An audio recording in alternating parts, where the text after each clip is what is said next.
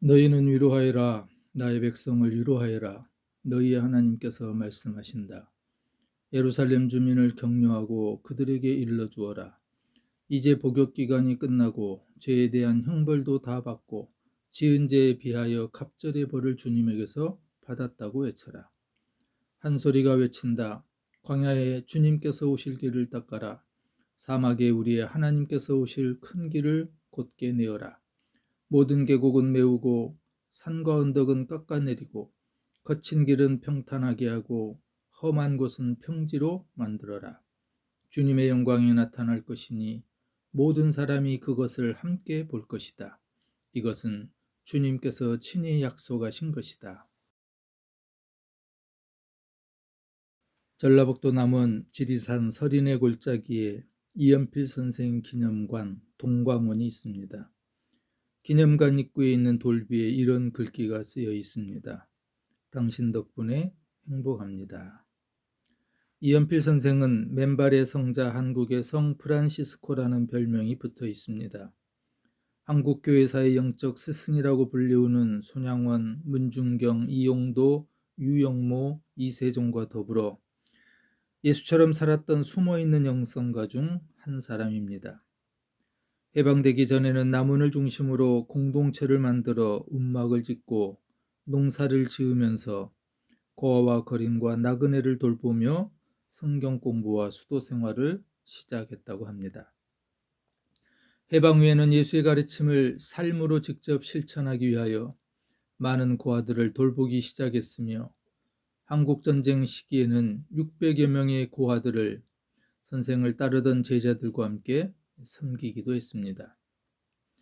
배부르고 등 따뜻하면 영성은 죽는다고 말하면서 저녁 무렵에야 하루 한 끼를 먹는 일식주의를 실천하며 금식을 밥 먹듯이 하고 미숫가루나 오이, 쌀가루, 물 등으로 끼니를 때우기 일쑤였다고 합니다.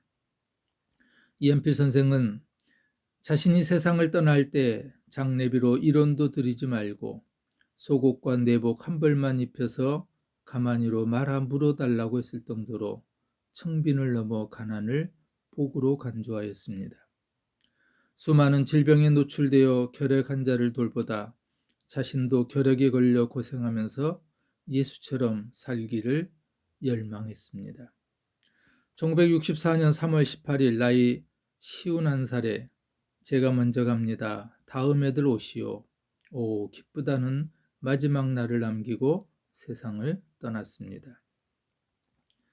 내가 먹으면 다른 사람 먹을 몫이 줄어든다며 굶기를 밥 먹듯 하면서 고아와 폐병 환자를 거두고 맨발로 눈길을 걸으며 탁발을 해서 고아와 환자를 먹이는 것이 우선이었습니다. 결국 자신도 병에 걸려 죽기까지 어려운 사람을 천사로 섬기면서 살았습니다.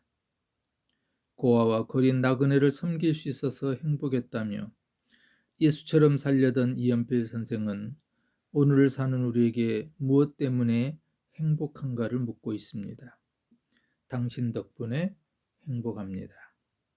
누구를 탓하는 것이 아니라 누구 덕분에 행복하다고 감사의 이유와 조건을 찾고 있습니다. 12월 첫 주 예수 그리스도의 오심을 기념하는 대림절기의 시작입니다. 대림절은 가장 어두웠던 시대에 그리스도 예수께서 빛으로 오심을 기념하는 절기입니다. 4주간의 대림절기를 보내고 평화의 왕 아기 예수의 탄생을 축하하는 성탄절기를 맞이하게 될 것입니다. 올 한 해를 되돌아보고 마무리하는 12월입니다. 개인적으로 가정 그리고 교회와 국가적으로 여러 일들이 있었습니다. 올 한 해 국내 주요 뉴스는 코로나 후 대중교통에서의 마스크가 해체되고 지난 5월에는 인류에게 찾아온 세 번째 팬데믹이었던 코로나19의 종식을 선언하게 됩니다. 멀쩡한 다리를 걷다가 무너지는 사고도 나고 에스컬레이터가 거꾸로 움직이는 그리고 도시 한복판에서 묻지마 칼부림에 우리가 살아가는 우리의 삶의 자리에서 안전이 무너지는 것을 보고 놀라기도 했습니다. 지난 여름에 지하차도가 침수되어 아무것도 모르고 지하도로 들어갔던 차들에 갇혀 14명이 사망하는 어처구니없는 일도 목격했습니다. 올 한 해 세계적으로는 시리아, 모로코, 튀르키예 지진으로 수만 명의 사람들이 죽고 수백만의 이재민이 생겨났습니다. 지난 8월에는 후쿠시마 오염수가 방류가 시작되어 이제는 우리의 후손들을 걱정해야 되는 그런 처지가 되었습니다. 우크라이나, 러시아 전쟁 중에도 세계는 또 이스라엘과 하마스의 전쟁이 일어나 세계를 긴장시키고 있고, 이스라엘과 하마스 전쟁은 사망 최소 18,000명, 부상자 최소 36,000명이라는 안타까운 전쟁의 소식을 들려오고 있습니다. 나라를 생각하면 걱정이고 온통 어수선하기만 합니다. 새로운 정권이 시작되고 1년 만에 민주국가는 검찰국가가 되어 우리 국민이 힘겹게 전진시켜온 민주주의가 무너지는 현실을 살고 있습니다. 대통령은 역사상 가장 친일적인 대통령이 되었고, 일본이 핵 오염수를 무단 폐기할 수 있도록 눈 감아주면서 우리 국민의 생존과 건강을 위험에 빠뜨리고 있습니다. 무지하고 무능한 대통령 한 사람으로 정치는 실종, 경제는 폭망, 국방은 위험, 외교는 참사라는 상상하지 못한 나라에서 살아가고 있습니다. 한 번도 경험해보지 못한 끔찍한 대한민국에서 2023년 한 해를 잘 버티며 살아오시느라 수고 많으셨습니다. 사람의 위로와 응원도 필요하지만 주님께서 주시는 진정한 위로가 함께하기를 소망합니다. 그래서 대림절기에 위로와 응원을 주제로 한 말씀을 나누고자 합니다. 정신과 의사 정혜신은 그의 책 당신이 옳다에서 사람을 살리는 결정적인 힘은 공감이라고 말합니다. 사람의 마음을 움직이는 힘, 상처 입은 마음을 치유하는 힘 중에서 가장 강력하고 실용적인 힘이 공감이다.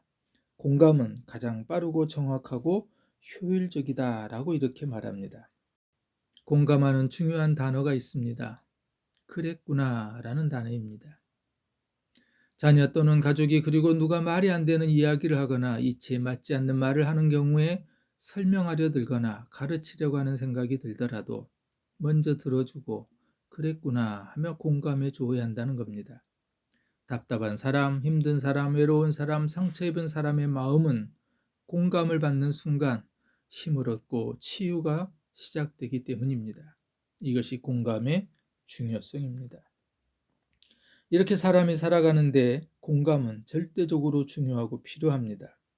사람에게는 가족과 이웃의 위로와 격려가 필요합니다. 그러나 우리에게는 본질적으로 필요한 공감과 위로와 응원은 주님이십니다.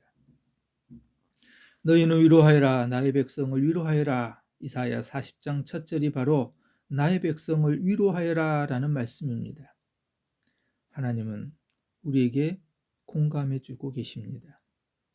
이 말씀은 이사야 선지자를 통하여 유다 백성들에게 주신 말씀입니다. 유다 나라는 기원전 587년 바벨론에 의해서 멸망을 당하고 포로로 잡혀갔습니다. 바벨론의 포로로 잡혀간 유대 민족은 슬픔과 고통의 세월을 보내야 했습니다. 그들이 오랜 세월 동안 어둠 속에서 절망하고 고통을 당하고 있을 때 하나님께서는 이사야 선지자를 통하여 위로와 희망을 선포하도록 하셨습니다. 이것이 이사야서 40장에서 55장까지 있는 말씀입니다. 고통 중에 있는 백성들을 위로하고 응원하는 말씀들로 가득합니다. 이사야 40장 31절에 보면은 독수리가 날개를 치며 오르듯 올라갈 것이요 걸어도 피곤하지 않을 것이다. 이사야 41장 10절에서는 내가 너와 함께 있으니 두려워하지 말아라. 이사야 42장 3절에서는 그는 상한 갈대를 꺾지 않으며 꺼져가는 등불을 끄지 않으신다. 이사야 43장 1절 2절에서는 두려워하지 말아라. 너는 내 것이다. 또 이사야 43장 18절 19절에서는 이렇게 말씀합니다. 너희는 지나간 일을 기억하지 말아라. 이제 내가 새 일을 하려고 한다. 사막에 강을 내겠다. 이사야 46장 4절에서는 내가 너희를 품고 다니겠고 안고 다니겠고 또 구원하여 주겠다라고도 말씀합니다. 이사야 49장 15절 이하에서는 나는 절대로 너를 잊지 않는다. 내가 내 이름을 내 손바닥에 새겨두었다. 이사야 51장 7절과 8절은 이렇게 말씀합니다. 사람들이 비난하는 것, 비방하는 것에 놀라지 말아라. 이사야 52장 12절에서는 주님께서 너희 앞에 가시며 너희 뒤를 지켜주시겠다. 또 이사야 53장 5절에서는 그가 매를 맞음으로 우리의 병이 나았다라고도 말씀합니다. 이사야 55장 1절에서는 너희 목마른 자들아 어서 물로 나오너라. 이처럼 위로와 격려의 말씀들, 우리를 향한 하나님의 약속의 말씀들로 차고 넘칩니다. 이렇듯 하나님은 위로의 하나님이십니다. 이사야 51장 12절에 너희를 위로하는 일은 바로 내가 아니냐라고도 하셨습니다. 이사야 66장 13절에서는 어머니가 그 자식을 위로하듯이 내가 너희를 위로할 것이다 라고도 합니다. 신약성경 고린도후서 1장 3절 이하에서는 하나님을 찬양합시다. 온갖 환난 가운데서 우리를 위로하여 주시는 분이십니다. 위로의 하나님은 어떤 사람들을 위로하고 있습니까? 환난 중에 있는 사람을 위로합니다. 낙심 중에 있는 사람을 위로하십니다. 두려움 중에 있는 사람을 위로하고 근심 중에 있는 사람을 위로합니다. 죄악 가운데 고통하고 있는 사람을 위로합니다. 외로운 사람을 위로하고 죽음으로 두려워하고 있는 사람을 위로하십니다. 사도 바울이 고린도 교회에 보낸 두 번째 편지의 1장은 하나님께서 얼마나 우리를 위로하시기를 원하신지를 확인할 수 있습니다. 고린도후서 1장 3절에서 9절에 환난 또는 고난이라는 단어가 9번 등장합니다. 사도 바울이 복음을 전하면서 겪었던 고난이든 지금 고린도 교회가 박해와 분열 때문에 겪고 있는 환난이든 또는 우리가 살아가면서 겪는 온갖 고난과 환난의 예외인 사람은 없습니다. 우리 주 예수 그리스도의 아버지신 하나님을 찬양합시다. 그는 자비로우신 아버지시요 온갖 위로를 주시는 하나님이시요 온갖 환난 가운데서 우리를 위로하여 주시는 분이십니다. 따라서 우리가 하나님께 받는 그 위로로 우리도 온갖 환난을 당하는 사람들을 위로할 수 있습니다. 그리스도의 고난이 우리에게 넘치는 것 같이 그리스도로 말미암아 우리의 위로도 또한 넘칩니다. 우리가 환난을 당하는 것도 여러분이 위로와 구원을 받게 하려는 것이며 우리가 위로를 받는 것도 여러분이 위로를 받게 하려는 것입니다. 여러분은 이 위로로 우리가 당하는 것과 똑같은 고난을 견디어냅니다. 우리가 여러분에게 거는 희망은 든든합니다. 여러분이 고난에 동참하는 것과 같이 위로에도 동참하고 있음을 우리는 알고 있습니다. 형제자매 여러분, 우리가 아시아에서 당한 환난을 여러분이 알기를 바랍니다. 우리는 힘에 겹게 너무 짓눌려서 마침내 살 희망마저 잃을 지경에 이르렀습니다. 우리는 이미 죽음을 선고받은 몸이라고 느꼈습니다. 그렇게 된 것은 우리 자신을 의지하지 않고 죽은 사람을 살리시는 하나님을 의지하게 하기 위함이었습니다. 이처럼 고린도후서 1장 3절 이하에 고난과 환난이라고 하는 또 죽음과 짓눌렸다라고 하는 이런 표현이 9번 나오지만 이 본문 안에 고난 환난보다 더 많은 단어가 있습니다. 위로라는 단어가 10번 등장합니다. 성경을 문자대로 읽고 해석하는 것을 조심해야 하지만 본문을 읽는 그대로 적용해 보면서 말씀을 마치려고 합니다. 우리가 살아가면서 9번 고난과 환난을 만나도 10번 위로하시는 하나님이라는 것을 기억하였으면 합니다.